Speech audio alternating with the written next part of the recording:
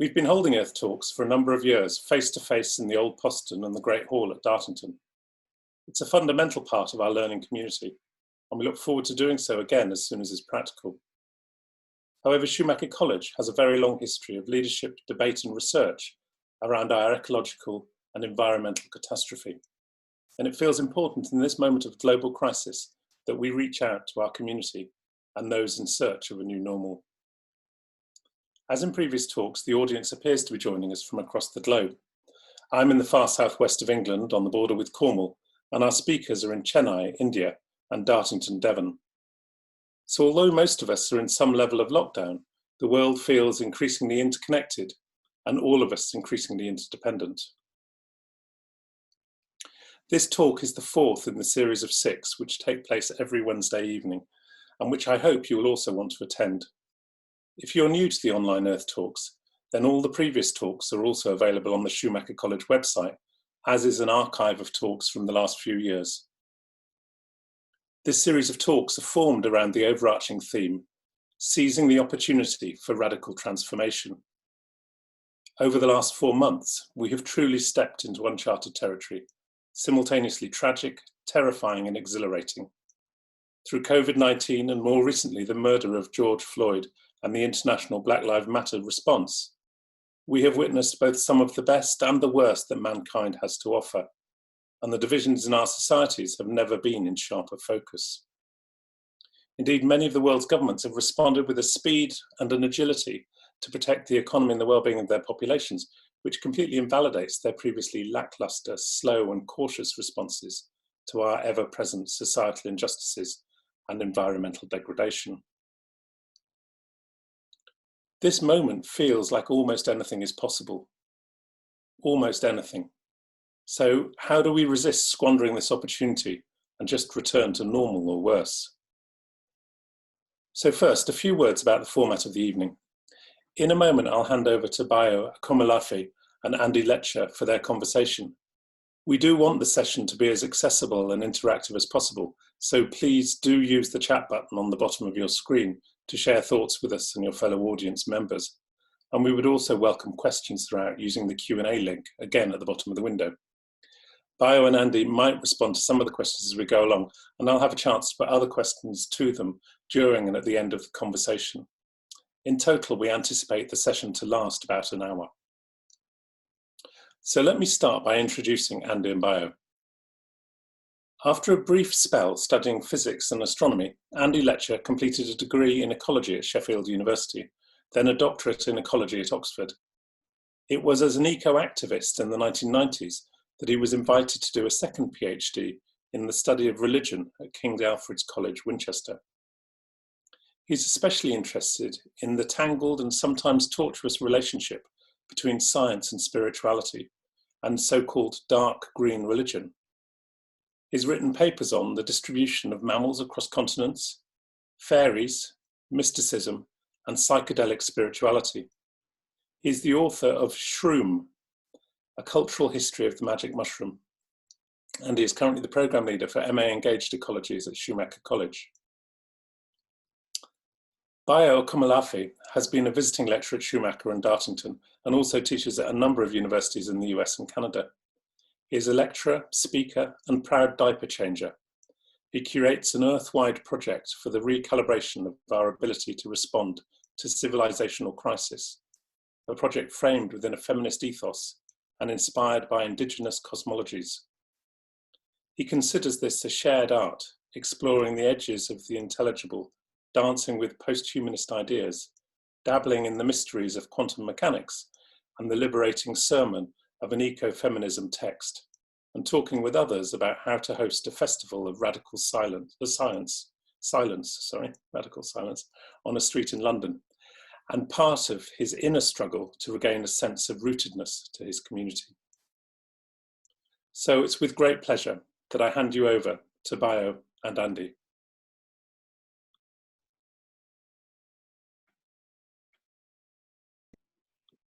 Hello, Bayo.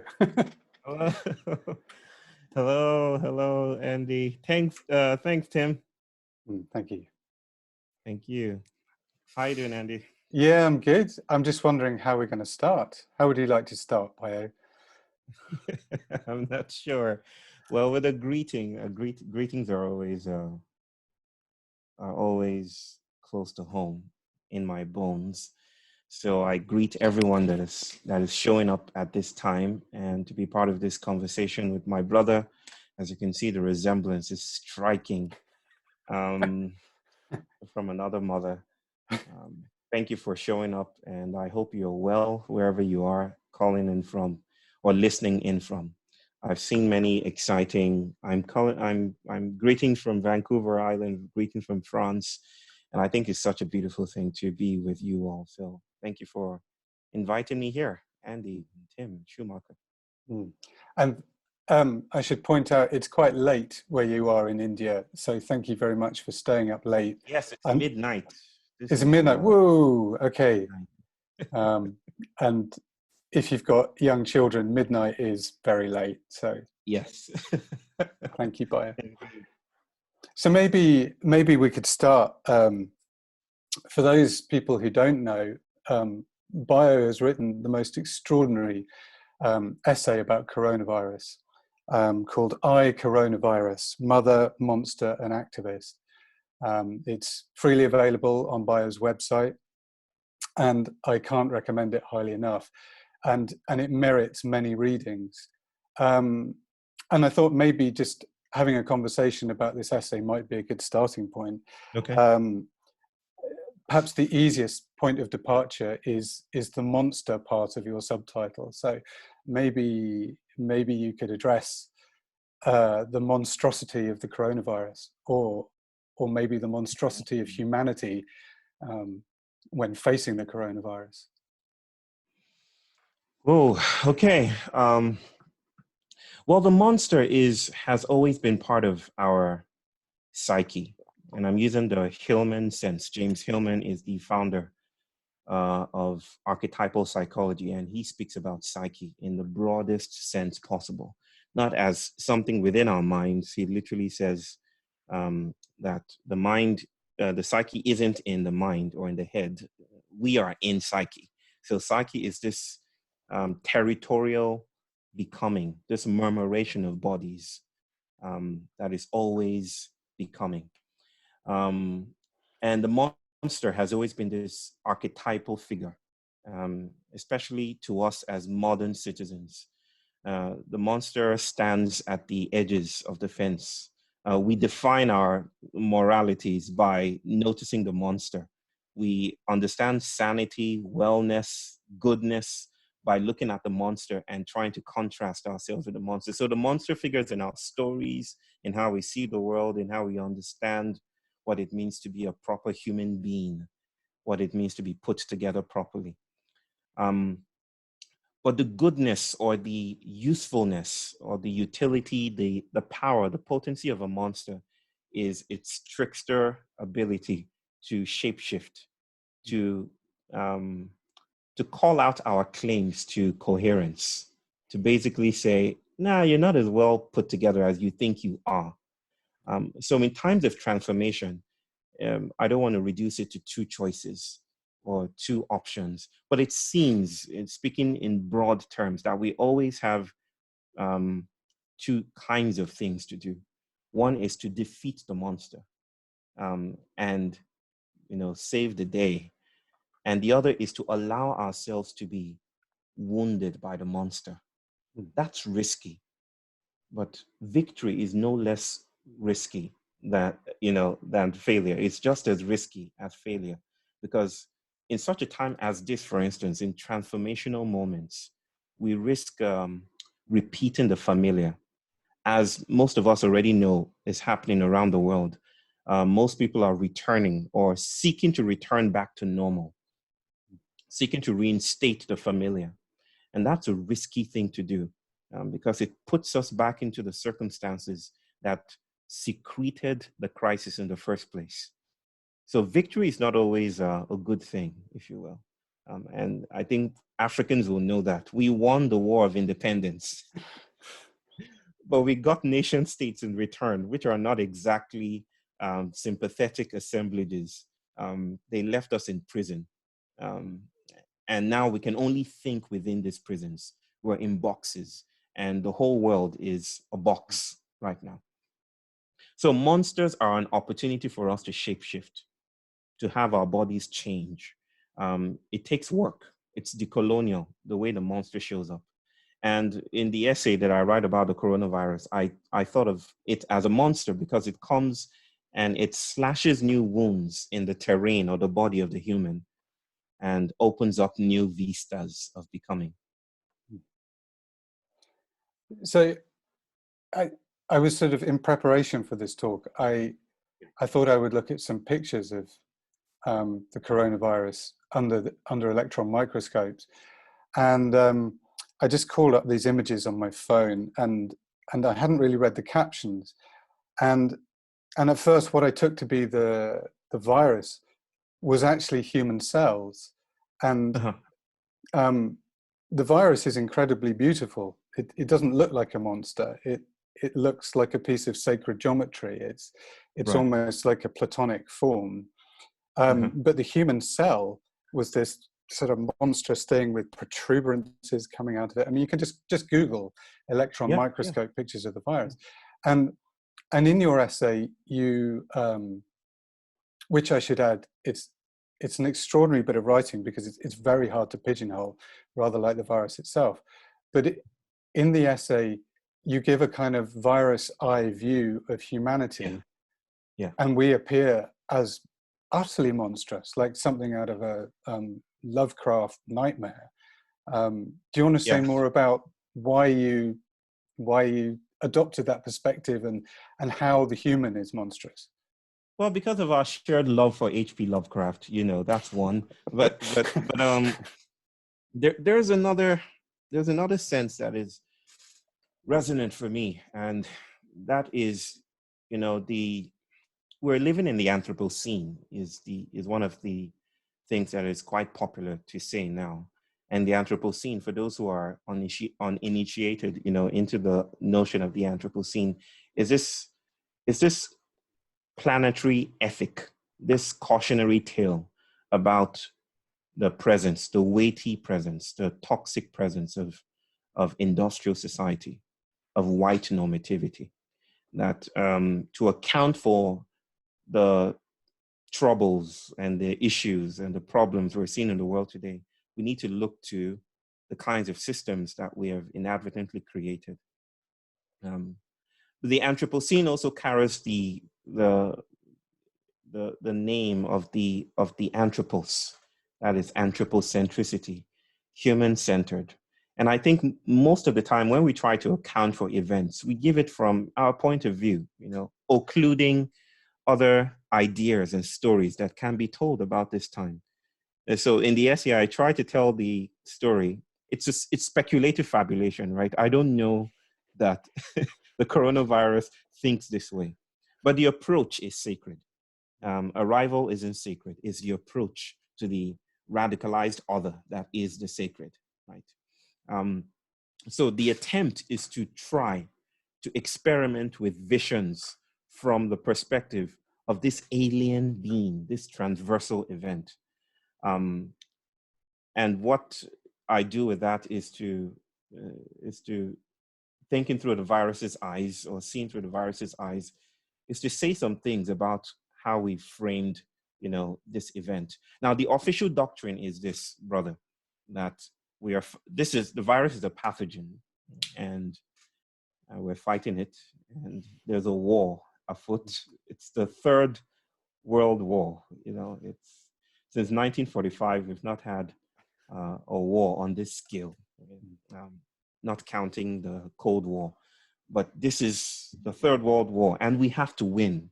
And winning is good. Winning means we survive. Winning is obvious, self-evident. And there's almost, you know, there's something also archetypal about that. Joseph Campbell, his hero's journey. I don't need to restate that. The hero goes under, you know, the tail. Well, I do. Out. Maybe our viewers might not. Maybe you could just tease that out a little. Joseph Campbell wrote about the hero's journey, and it's this model that is popular in how we tell stories today. That if you look at stories across cultures, you would see the tale, the model of the hero departing from a community. And I think there are 12 steps or cycles, I can't remember. But departing from a community, crossing a threshold, a point of no return. Think of Frodo Baggins in the Lord of the Rings, right? And going under, defeating a monster, emerging a changed person, emerging with a trophy, emerging with a lesson for the community, emerging intact. So that's the idea of the hero's journey. We win eventually. And that story, that myth of grit, you know, of conquering the other in the long term or in the short run is, I think, operative in this time, in how we're responding to this. But I don't think, see, my take on the virus is, I think the Campbellian hero's journey is anthropocentric. It's only telling the tale from the perspective of the hero. What about the perspective of the monster? And I don't know what to name this, but I feel, and I think most of us feel this as well, that there are stories in which the monster may be killed, but the monster inseminates the hero or impregnates the hero. And at the end, when you think all is done and all is good, you know, maybe like a Hollywood movie, one of those tropes is that when everyone is celebrating, the monster has been killed, the alien is dead, out springs a monster. And that's how a sequel is introduced. Part 2. Get ready for that. So in that sense, I feel the monster is wanting to be born again. The monster is still alive in different ways. And it's this embarrassing excessiveness of things that we need to pay attention to. That the story of victory can only take us so far. There's a different story that is quite resonant now, that is electrifying, that monsters cannot be killed as such. Death and dying is maybe the prerogative of the warrior. But from the monster's perspective, he just wanted to dance with us and use us to propagate itself. So maybe there is something beyond the human, beyond the hero's journey that is happening right now, beyond just finally conquering the pathogen, beyond restoration to normal, beyond justice. Maybe transformation is inviting us to play with it in this new alien terrain that we find ourselves in. Thank you. And you've also characterized the virus as a trickster figure. And, right. And again, I was just reading the newspaper the other day, and I hadn't realized this, but just as we have a succession of plants and animals occurring through the seasons here in Britain, so we have a phenology, a succession of viruses in the autumn. And it starts when our kids get colds, rhinovirus, and then they all get chesty coughs, and then they get flu. And apparently these viruses, they have some kind of arrangement between them, whereby when the cold virus is in season, the chest virus isn't and flu isn't. So there's a seasonality to these viruses. But nobody knows how the coronavirus is going to operate come the autumn. Is it's a trickster, it's an unknown quantity, and it's not just disrupting our lives and the whole of human culture and the way we respond to it. It's disrupting everything. It's disrupting the normal patterns of seasonal viruses that we all get used to. So I love your characterization of the virus as a trickster, but you're also drawing on your own Nigerian heritage, your own Yoruba heritage. And so maybe you could say more about the trickster figure from your heritage and how that pertains to the situation. Well, his, her, its, because it defies gender categories. The name is Eshu. And Eshu is this Afro-Atlantic god of agency, of the crossroads, usually called the man of the crossroads in Yoruba cosmology. And there are tales we tell about Eshu that are quite significant. one of the stories we share about Issue is how he bends time. So it goes like this: that Issue throws a stone at a bird. No, Issue throws a stone today and kills a bird yesterday. That's how it goes. So that Issue is a time bender, and there's another one that goes like this: that Issue walks into the palace and it's too small for him. And then he walks out of the palace and finds a seed, and now he can stretch his body. So space-time is queer and strange to the trickster. And tricksters show up everywhere in the world, right? Coyote, Loki in Norse mythology, and I've been writing about Norse mythology for some time now, after discovering Baldur and Freya and Odin. Issue is how Yorubas think about the trickster. And there's a particular story I think pertains to this time with Issues, and how Issue shows up in this time. And we need to cast our minds back to the beginnings of the Atlantic slave trade. And those stories are important today. They're still quite alive. I read of an account and I heard stories about Issue from growing up in Nigeria.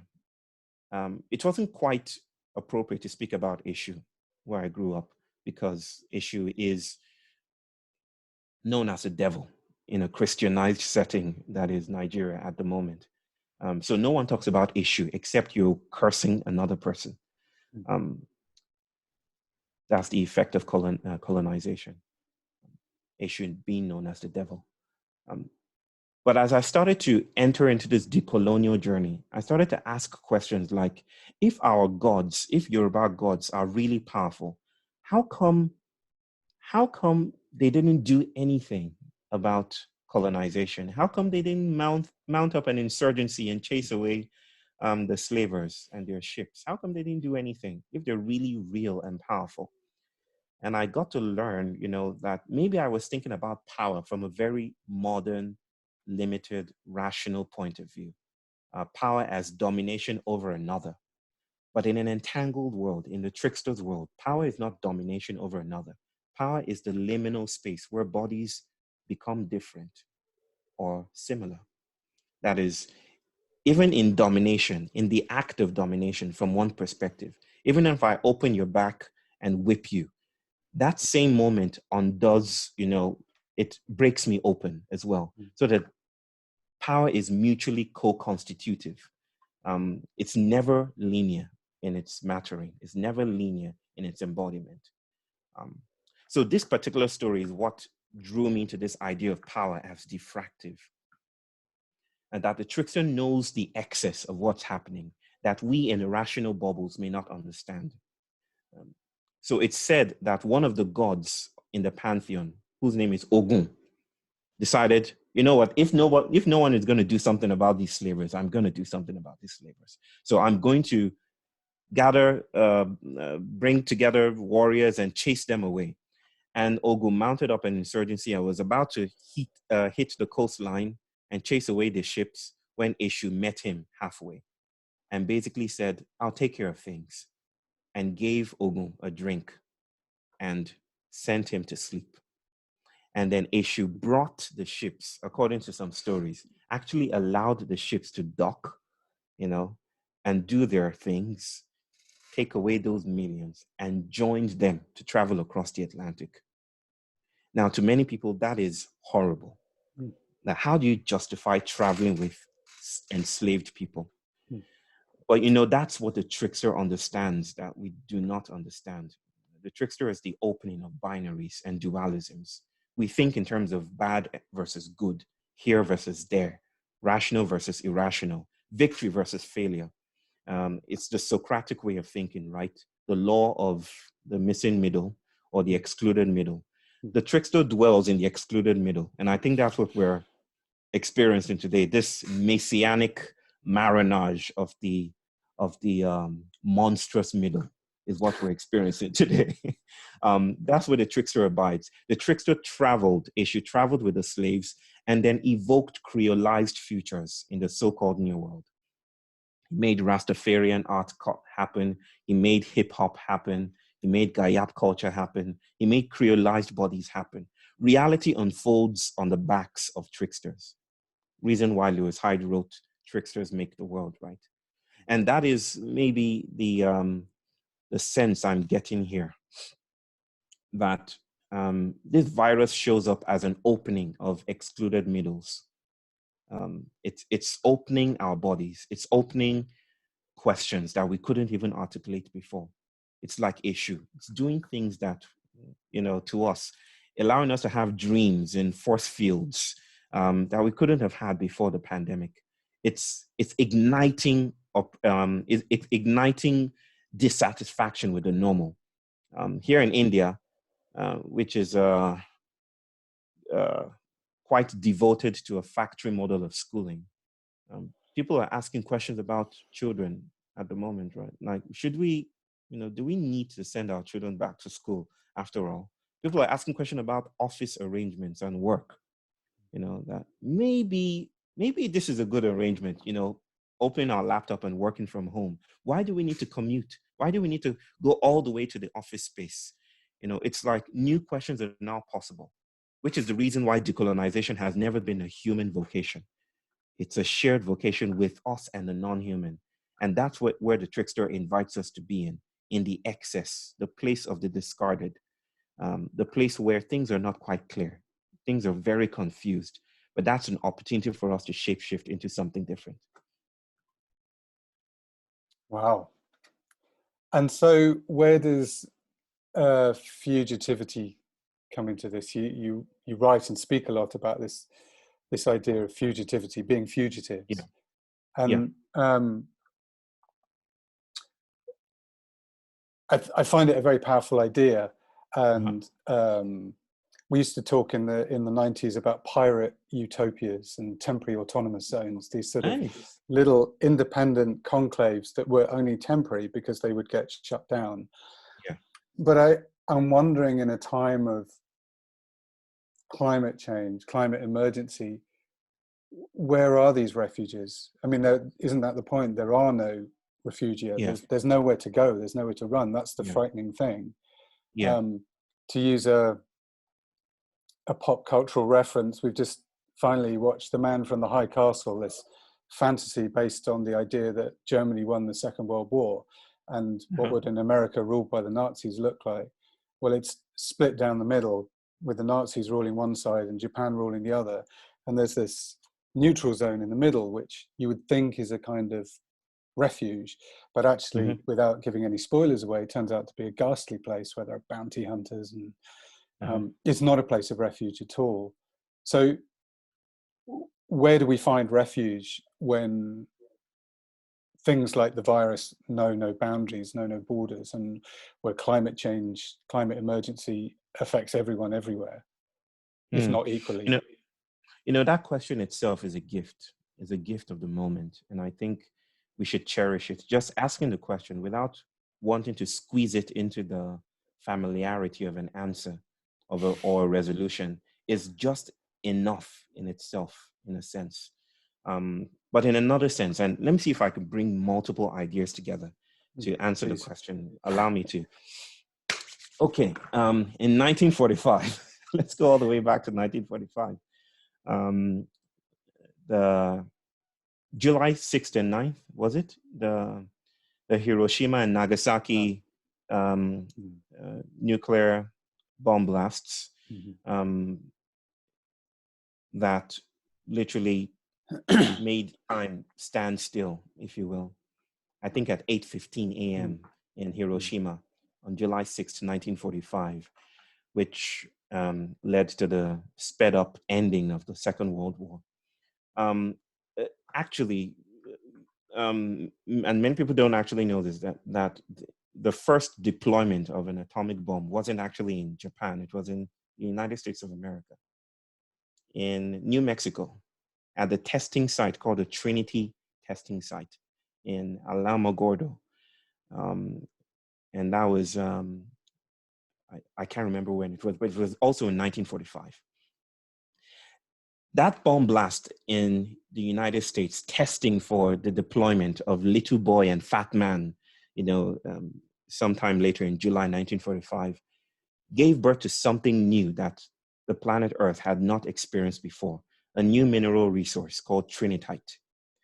That is, when the explosion gave way, it wrapped up the sand in this swirl of heat and composted it into this new thing called trinitite that had not existed before. And I'm just noticing how explosions and crossroad events give birth to new bodies, new kinds of beings, new kinds of monsters, things that don't fit in the modern scheme of arranging bodies and identities. It was the same thing in Hiroshima and Nagasaki. The bomb blast gave birth to new kinds of beings, the hibakusha. The hibakusha are the class of people in Japan. The literal meaning of hibakusha is those that were near the atom blast, the atom bomb blast, the atom blast survivors, the atom bomb survivors. And there are many categories for defining that. Those who were 2 kilometers close to it, those who were in the womb of their mothers, and exposed to the radiation of this. The blast radiated out and created new kinds of bodies. Why do I say new kinds of bodies? Because immediately those bodies became cancerous. They were infiltrated with radiation. And the Japanese government did not exactly know what to do with them. They were like fugitives, you see. They were excluded, discriminated against, so much so that legislation needed to be enacted to protect the hibakusha. And they still exist till today in many senses. I think 2020 was the year of a fourth atomic bomb blast. And that is the pandemic. And the pandemic has, like a nuclear weapon deployed, has just exploded, and it has queered space-time. It has ruffled the feathers of the familiar and created new kinds of bodies. I'm not saying this is uniform throughout, but I think many of us are beginning to notice that we're a bit alien-like today, like I said earlier. We've sprouted new tentacles, maybe new horns on our heads, and we find that we cannot fit anymore. We're incapacitated. Forward movement is no longer possible. People are reaching out to me and my wife, EJ, and saying things like, so what do you do with your kids? What do you do with your kids? Now they're at home. What do you do with them when you don't send them to school? So it seems like new things are now possible that were not possible before. Now that's one end of things. I want to bring this idea close to the concept of the fugitive and say that for people like me, we've lived in plantations of the modern for so long. By plantations, I mean the modern project of repeating and reinforcing the familiar. Basically saying this is exactly how you should think about life. This is exactly how you should think about citizenry. This is how activism should be conducted. And it's just a toxic cycle of repeating the familiar. When we mount up an insurgency and we try to take down the powers that be, we find ourselves part of the architecture of reinforcing those powers inadvertently. And then we wonder, where is the way to go, And I think the invitation of this time is to conduct what I call post-activism. And a post-activism is not exactly about victory or defeat. It's about paying attention to how things are different and then learning to listen to the times, to our bodies, to the changed environment so that we can ask new questions about our moment. The last thing I want to bring together here is the idea of sanctuary. And brother, we've had many conversations about sanctuary, the medieval practices of actually creating a sacred space where fugitives could run, right? If you were accused of killing someone, for instance, you could run to the church, hold the door knocker, and claim sanctuary. There's no sanctuary in flat spaces like the modern right now. So we can't claim sanctuary. Lawyers are now what you run to, and I don't think they're as sacred as we think they are. So in a flat space where there are no where everything is flat and there are no bumps and grooves. There's no sanctuary, there's no refuge. Where do we run to? I think this is the time where we need to start making sanctuary. And this is the concept that I do my work around, making sanctuary. And making sanctuary is connected with fugitivity. That is, how do we appropriate the practices of those New World slaves and how they related with dominant power? They didn't try to defeat them. In fact, when they tried to defeat them, they found themselves back into the house, back into the systems that contained them. And they didn't just try to escape. They found a way of working with the trickster to undo the powerfulness of power. And how did they do that?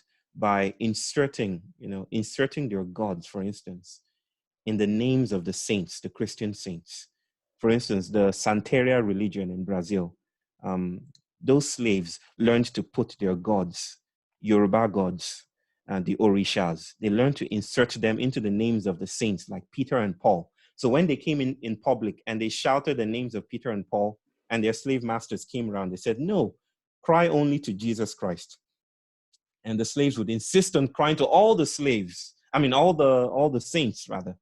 That is how they inserted new powers into the dominant power, and they undercut it in a queer way, from within. That's how the trickster works.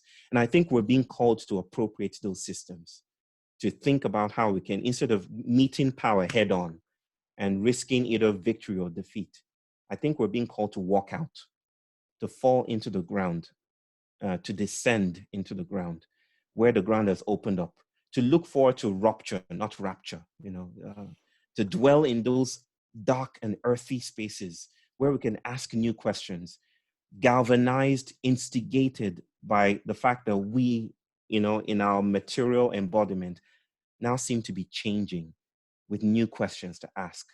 Now we can come in places of fugitive study to share these ideas and insights with each other and say, maybe we can build wilder coalitions of acting and agency. Maybe we can talk to bacteria. Maybe we can revisit ancestry. Maybe we can chart the terrain of our trauma and share our ideas with each other in that way. And maybe we can do all of this outside of the proliferation of the plantation. And I don't know, find possibly wiser worlds beckoning. That's a beautiful vision. Maybe that's a good moment to try and bring in some questions from some of the people watching. Tim has magically appeared. Thank you, as if by magic. I'd really struck, and it would be great actually if anybody has questions, please put them in the Q&A box, and hopefully this week I think you'll be able to see the questions coming into the box. I've been watching lots of the comments and there's lots of really interesting things going on in there. But I suppose I was really struck by this sense of the kind of unintended consequences of things that we did, like bomb blasts, the very particular kinds of outcomes that might come out of the kind of monster that is the virus, and whether that's a total transformation of the nature of our cities. If people aren't having to commute to offices anymore, if people can live anywhere and be able to communicate, there seem to be some really interesting possibilities. But that kind of shape-shifting trickster element that exposes weaknesses that we possess, that we were too arrogant or too full of bravado to be able to spot. And it really feels like the virus has facilitated quite a massive opportunity for introspection and understanding. Yeah. Like I said, in relation to schooling, for instance, in a country like India, it's the questions that were never mainstream before, are now coming to the fore and now coming to the center of our vision.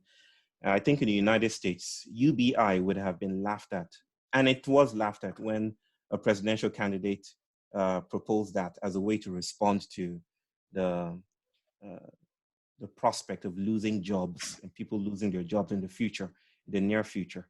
But now, I think at some point, the Senate was actually considering the idea that maybe we should give some thought to this idea. And this is the idea that we are not disconnected from our context, that behavior is ecological.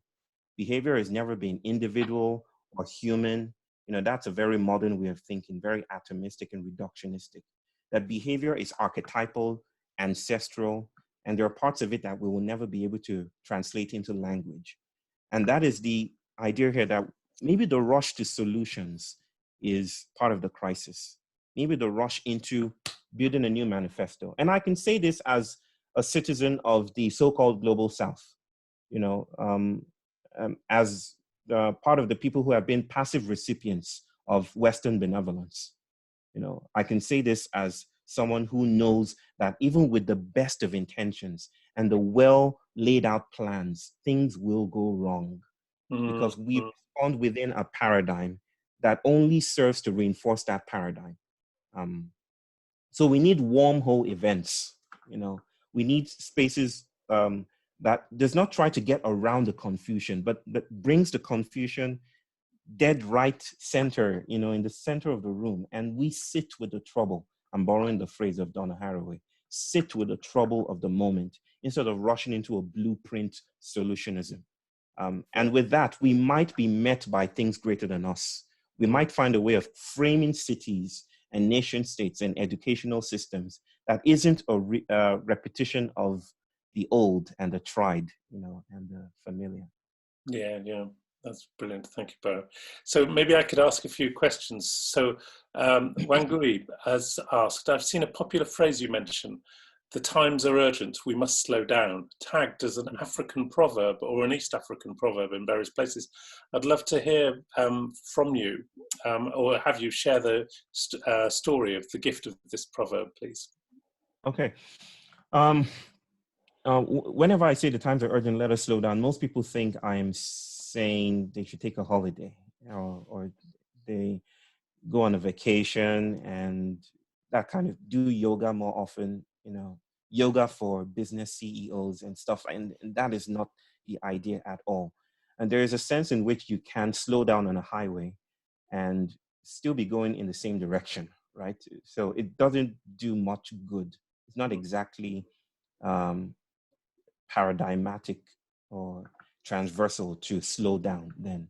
When I say the times are urgent, let us slow down, it's actually a form of prayer. It's not an instruction to anyone in particular. It comes from a particular worldview of, and maybe I should tell it in form of a story, that before I was born in pre-colonial Nigeria, and before things started to congeal into the kinds of systems we have today, masquerades used to appear on the streets. They would dance on the streets, and you dare not say things for a masquerade. I still have stories. What do you quite mean by a masquerade? Oh, I don't want to say it's cosmetic, like spirits, like animal spirits, people embodying in cultural displays and festive moments, embodying animal spirits, embodying ancestors, embodying gods and goddesses. And they would wear masks and they would come out and dance. You know, it's very, very corporeal, very, very fleshy, very, very tactile stuff. And in dancing, they always danced at a crossroads, at the marketplace or places where people meet. And I like the idea of the monster at the crossroad or the ancestor at the crossroads or things becoming different at the crossroads. They would say things that were prophetic. And by prophecy, I don't mean a prediction of the future. I mean an expansion of the present. That is, for me, it's not about saying what will happen. It's about saying, look around you. Look at your blind spots. Look at what you've been missing around you and navigate that, if you will. There are more items on the menu. That's the invitation of prophecy for me. That's the prophetic imagination for me. Yeah. And so when I say the times are urgent, let us slow down, it's an invitation to dwell at the crossroads, to notice that we've never been and we are never on the highway. Modernity pretends to be a highway. You see, it's a rationalization of the wilds. It tames the wilds. It pushes it down. It wants a flat space of stability so that the self, the dissociated self, the atomized self, the reductionistic self can thrive. That is its work. It's Baldorian in its ethics. But the crossroads is a repudiation of the highway. It's like there are other things that are around you. Like you think your carpet is sterile and clean, look closer, you would find dust mites. You would find things there. And you think you can clean and close up your nation states and stuff like that. They're already stowaways, you know. There are things that are fugitive in your cult of oblivion, in your cult of innocence, that things are already living there. So that's what slowing down in times of urgency means. It's like meeting the other bodies that have always been part of our own conditions for being alive and dwelling with them. It might sound queer. It might sound like talking to a tree. It's weird politics, you see. It's not a politics of visibility, which most activism is framed upon today. It's a politics of imperceptibility, and I didn't form that phrase. That's the French philosopher Deleuze. That is a politics of going under and being met by beings that exceed us. And to talk about what that means would take probably a year. Thank you so much for that snapshot. Thank you so much. So maybe I'll move on to another question, which Tuck Tyrrell has said, can you speak to the psycho-spiritual ecological implications of sanctuary? It says, in the field of ecological restoration and earth repair practices, we're actively creating messiness, roughness, and structural diversity to create sanctuary and seed resilience. Longevity in the living forests and rivers, which have been homogenized over the last few centuries via the kind of plantation mindset. Yeah. Plantation mindsets come from, are part of the furniture of stability, of modern flatness and perpetual permanence, basically. It's how we reinsert our sense of control. And I love the idea of regenerative farming. And one of our dear friends, Andy, speaking about Frederica Apfel-Marjolin, doing some beautiful work with biochar, you know, sacred soil, terra preta, I think it's called, of other worlds. You know, instead of seeing these as technologies within the modern, and the invitation is to see that as allies, that the world is an ally. Regenerative farming seems to me to be that invitation to alliance, to partnership, not to predictive farming, not to toxic farming that just takes away the top layer of the soil and pumps it filled with gases and fertilizers, and then insists on a timeline when you should be productive, right? The invitation here is, can you stay with the uncertainty of waiting for when something sprouts? So I feel that's also the work of sanctuary making. Sanctuary making, like Hillman's soul making, is the work of meeting the world halfway. You know, coming to a point where we're like, we don't know. We're confused about the next. And that's maybe a gift. And maybe we need to recalibrate our senses of what comes next. So I can talk about no-till farming and all of that, but that'll take a long. The idea of regenerative farming is central here. Yeah. It really speaks, I think, to that notion of the kind of the unintended consequences as well. If you don't leave space for those things to happen, if you're constantly cleaning, if you're constantly pruning, in order to go for some idealized form, you miss the crossroads, you miss the opportunity. I think that's really, really powerful. So the notion of demise is present there as well. Demise, I use demise a lot. Etymologically, demise is the transference of property. It's not just a final bus stop, like the way modern epistemology frames death as extinction. You know, it's like a transference of property, allowing ourselves to be the imaginations of bacteria. You know, as we are, we are not pristine, coherent, you know, as we think we are. We're not categorically independent from the worlds around us. Demise means we literally say the agency we thought was exclusively ours is yours as well. The imagination and intelligence is the land's, it's not ours. And that's real dying. That's dying well for me, which I feel is the invitation of this time as well. Yeah. Thank you so much, Bayo. Jill McKechnie asks, Bayo, there may no longer be traditional sanctuaries that we can look to today. And she says, I know that so well from refugee work. But do you Yeah. have any thoughts on other ways of creating sanctuary spaces around us, with who we choose to be and with what we have available, shape-shifting and shifting shape? Yeah. I think it begins with recognition. And recognition is not a human thing. And by that, what I mean to say is it's a gift. Like this recognition that there are other ways to conduct schooling or education or learning, for instance, isn't something that we just ahistorically summon or conjure unilaterally as human beings. You know, imagination is also material, and it stretches and it expires and it gets exhausted.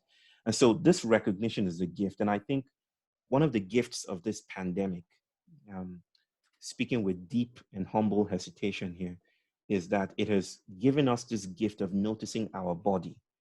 Notice I said our body, not our bodies. Our body meaning the human, and the human meaning this anthropos imperative. And the anthropos imperative mean this global world-shaping territory that flattens the wilds, that leads to people's displacement, that leads to the toxification of the ocean. This is the thing that is coming undone with this pandemic. So the question about sanctuary here feels like it begins with recognition, like naming the thing that doesn't fit anymore. You know, just recognizing that this doesn't work well anymore, and then taking it from there. I'm developing with a community right now with the Emergence Network, which I founded, this notion of post-activism and making sanctuary. And in my understanding of how this might proceed, and I don't want to lay down a methodology that is static, I feel each locality would come up with its own intelligent way of making sanctuary. But it feels it always begins for me with recognition, tracing the trauma and working with the trauma, not as something to be healed and not as something to be fixed or something to put a band-aid upon, but to actually struggle with it. And then making that an opportunity for radical hospitality, bringing the others in. So some people, based on the idea of making sanctuary, started a grief sanctuary, and were kind enough to bring me into that process, you know, to kind of help with its guidance. And what people are doing is noticing the powerfulness and the giftedness of grieving together. By grieving, I don't mean just a crying. I mean doing the work of tracing loss and touching loss, a phenomenology of loss that is going around the world or touching the terrain around us or sharing with one another, telling the stories of the things we've lost and creatively working around that. See, the idea is not to come up with a solution. Sanctuaries are not about solutions. Sanctuary is about shape-shifting. That in approaching and experimenting with these alien others, we ourselves change. And then we might be able to see differently, want differently, yearn differently, frame things differently. That's the invitation and the gift here. So I would just say that start from the place of what doesn't fit, what hurts, and then build an altar to that. Decorate the pain, the opening, you know, and then go deep into that. Call others to celebrate with you this opening that is a rare moment in the flesh of white normativity. When things open up, that's an opportunity to go inside. Great, thank you, Bayo. Yeah. Can I ask a question? Elspeth Crawford has asked. I have thoughts about those who are out of the normative, called mentally ill, and the push to cure or bring back, can I use your words, to the plantation. Now, I accept care for suffering and love needed, but ask, what about accepting and creating refuge so that what is happening can be a way to find a new being through the kind of strangeness of what has not been before? I have a recent name that I coined for that process. I call it psychic gentrification. and it comes from this notion. It's Freudian. I'm a recovering psychologist, so that's why I'm able to speak about that. It's this notion that, which is attributed to Freud, that the work of therapy is to reclaim land for the ego. In a structure of consciousness, it's the ego and it's the conscious and the unconscious. It's the ego versus the rest. And so he felt that the work of therapy is to interpret. It's an analytical psychology, right? It's to drag the monsters, the swampy creatures, into the bureaucratic rationality of the ego, into the light, into the regime of the light, to name it, to cure people, of these monsters. But what the person I've been invoking a lot, and I think I'm invoking him a lot in these times, James Hillman, is of a different opinion. Maybe the point is not to drag into the egoic space, which is a very tiny, tiny space. Maybe the point is not to cure the monster or to gentrify the unconscious, but to sit with that darkness, to perform this, again, phenomenological study. And by study, I don't mean an analysis, but an appreciation. I think he called it homo aestheticus. Maybe our work here on the planet is to just appreciate things around us, the world around us, including the things that are supposedly negative and pathological and medicated. I think that people that we have, and this is probably clear to anyone who has read A Pedagogy of the Oppressed or Deleuze's 1,000 Plateaus, that, one of the things that might be a good way to go is to sit with those who have been branded or rendered insane or unintelligible or not quite human. Those are the rifts in the body of the anthropos. The places where we actually descend are the places that have been called failure, darkness, good for nothing. Those are the places where I feel we're being called to stay with, to sit with, not in a bid to redeem them, but to perform a minoritarian politics that allows us to come to their level of power, and then we can shapeshift. So it has a lot to do with sitting with the insane, with the wild man, with the masquerade, with the ancestral, with the monster, with the dark, with the failed. This is a politics of failure. This is a politics of descending, catabasis, finding ourselves anew. Yeah. Yeah, thank you. Thanks so much, Bayo. There's this might need to be our last question, but let's see how we get on. So an anonymous attendee has asked, what might be the kind of daily practice that allows the trickster to emerge and for us to dialogue and learn from the trickster? How might we evoke it? I have no idea. I have no idea how to answer that question about daily practices. I don't want to speak about, most people ask me, okay, what do we do with this? What do we do with entanglement? What do we do with this? And I also like to stress a lot that the question, what do I do with this, carries with it a hidden codicil, a hidden template or assumption that we have to do stuff, that responsibility comes after the fact, and that we can easily, summarily just put it into neat daily packages of practice, that I can roll out once in a while, like this is routine, all I need to do to summon the trickster. I don't think the trickster likes routine, right? If the trickster is trickstery, then the trickster wants to disturb your idea of familiarity and disturb the idea that you're in control of stuff. The trickster wants to disappoint that. So I feel in this time, I can not speak about routine. I can barely see the front of me. I don't know what next week looks like. And this indeterminacy clouds all of us. We don't know how to plan for things anymore, it seems. We plan with a healthy dose of humility. I've been attending many talks like this, and all of us are saying, if things go well, there's a perhaps that haunts our discussions now. If things go well, we will meet next week on Zoom. I like that humility. And it's that humility that I would recommend to everyone on this call, that stay with the trouble of this moment. I don't think things are still in a teenage state of indeterminacy. Things are not quite ready to congeal into routine yet. When they're ready, they will make themselves known. But for now, stay with the confusion. It's powerful. Yeah, great. Thank you so much, Bayo. Thank you so much, Andy. And Andy, I don't know if you have any last words for us as well in terms of this, but it's been an absolutely fascinating discussion. And thank you so much. There's been so many messages, lots of chat, and lots of really interesting questions. And I'm sorry, I've only had a chance to just. Yeah, I saw one that came up, said wrong, and I love that. I love that. That's wrong. Just everything you're saying is wrong. I love it.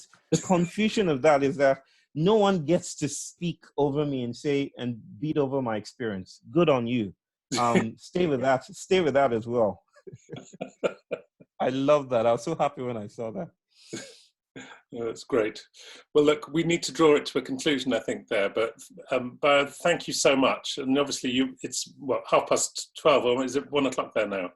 It's Chennai, 1 o'clock. so 1 o'clock. Yeah. So a well-deserved rest and perhaps back to some form of sanctuary there. But thank you so much, and thank you, Andy, as well. Thank you, Andy. Oh, thank you, Bayo. Always a pleasure. We should plan a 3-hour conversation. That's what we can really get into it. Let's do it. So thank you so much, everyone. I'd like to thank you all again for joining us tonight and supporting the work of Schumacher College. We have 2 further talks in the series, and next week we have New Directions for Agriculture and Family Orchards with Rupert Sheldrake, which I think will be great. So I hope you'll also want to attend that. I hope that Bayo and Andy's conversation has whetted your appetite, in which case I'd point you towards Bayo's website and his books. And also there are numerous talks that you can find online as well. So I think lots more research and watching one could do there. We also have a number of short courses and MA programs at Schumacher College, which deal with very similar themes, most notably our MA in Engaged Ecology, which Andy leads. So do please look at the website and subscribe to our mailing list and follow us on Twitter for information on courses and future events. This has been our 10th online Earth Talk, and we would love to have your feedback on how we can continue to improve. And also we'd love to hear about the issues and topics and speakers you'd like to see in the future. So, and I've been reading some of them the last few days, and we will try and factor them into the next series of talks. So thank you for all of the feedback so far. Can I thank you all again for your very active participation, and thank once again Bayo Akomolafe and Andy Letcher.